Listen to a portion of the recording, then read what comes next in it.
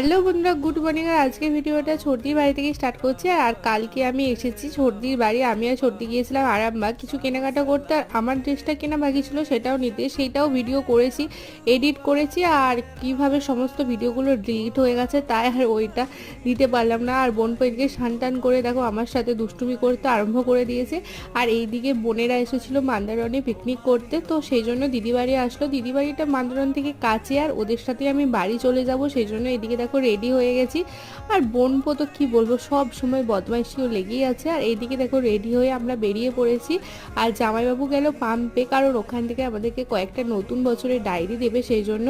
আর তো চলো এবার হচ্ছে দিদি বাড়ি থেকে আমরা সোজা বাড়ি চলে যাব। আর দিদি আর বোনপো এদিকে দেখো আমাদেরকে টাটা করছে। বোনপো তো খুব মন খারাপ যেহেতু আমরা বাড়ি চলে যাচ্ছি, সেই জন্য। আর এদিকে জামাইবাবু পাম্পে এসে আমাদেরকে কয়েকটা ডায়েরি দিয়ে দিল। আর এদিকে আমরা যাব কামারপুকুর, আর কামারপুকুরে গিয়ে কয়েকটা কেনাকাটার আছে, সেগুলো কেনাকাটা করে বাড়ি। টাটা।